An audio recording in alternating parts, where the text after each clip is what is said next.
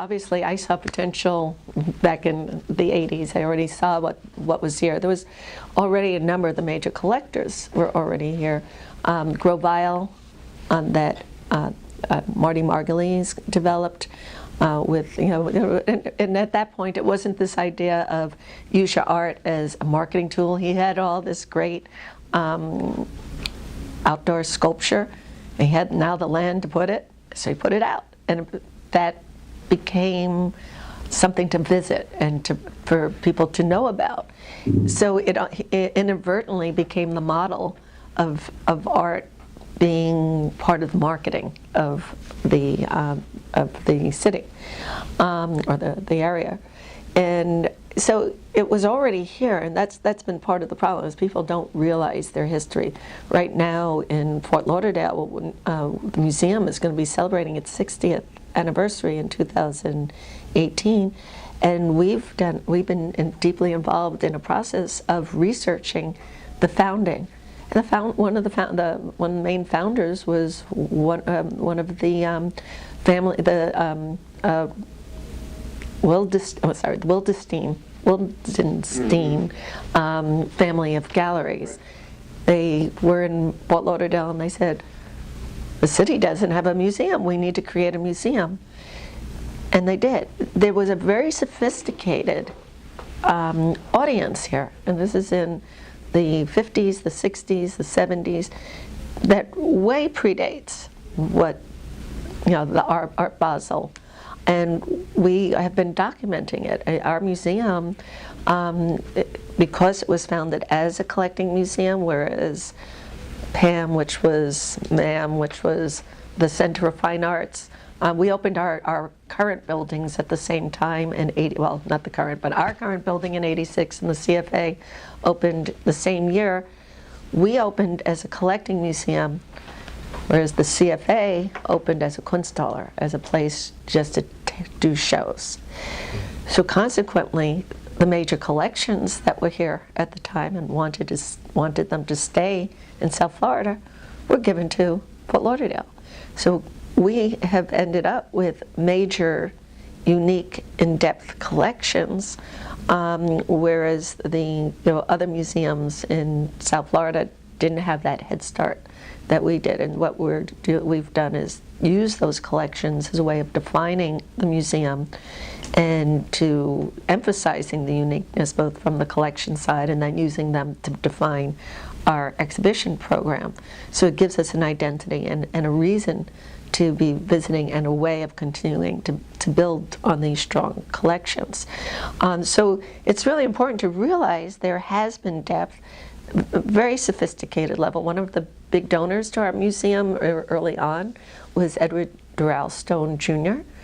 His father was Edward Durrell, the great modernist architect at one of the early versions of MoMA in New York. And Edward Durrell Jr. was one of the top landscape architects, including doing Epcot. And he had amassed one of the finest collections of African traditional art at the time and donated most of it to our collection. Consequently, we have one of the finest collections of tribal art in the nation. We had a curator specialist come in and said that we had works that museums like the Met would die for. So it's really important to realize there has been a history here. One of the things when I was here in the 80s, it was 85 to 88 with the Lannan, was that I did get to know the collectors here. I did get to know the artist scene here. Artists like Carlos Afonso had just come to Miami from Cuba. I knew him, and I initiated an exhibition for him at the Lannan Museum in Lake Worth. Pablo Cano, my first experience with him was a performance he did at the Green Gallery on Cane Concourse. There was a very active scene of galleries on Cane Concourse in Belle Harbor. How many people know that today? Yeah, you do. But how many today know that Warhol was here doing portraits? How many people know that in the 50s, Motherwell was here teaching?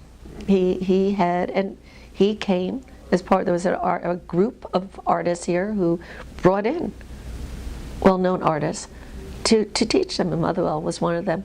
Joan Lehman was one of the artists that was part of that circle, and she was able to study with Motherwell. That's in the 50s.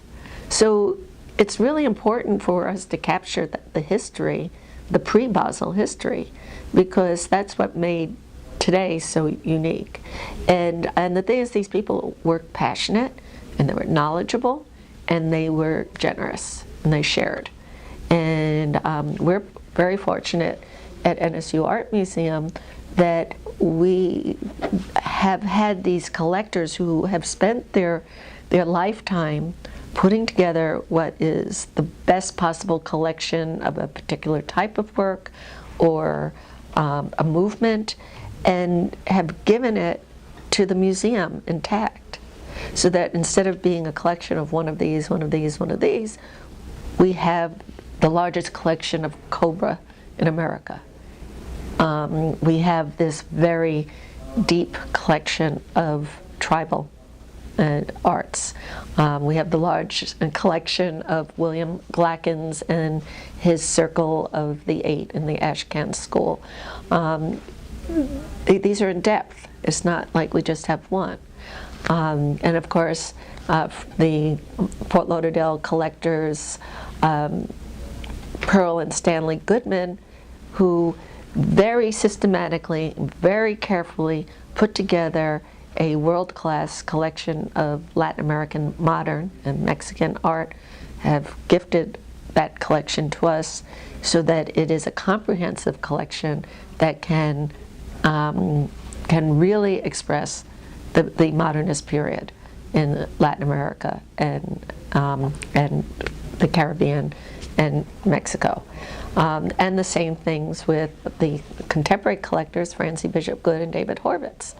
They put together an amazing collection of contemporary art that really starts with the Pictures generation to today, with a focus on women and artists of color.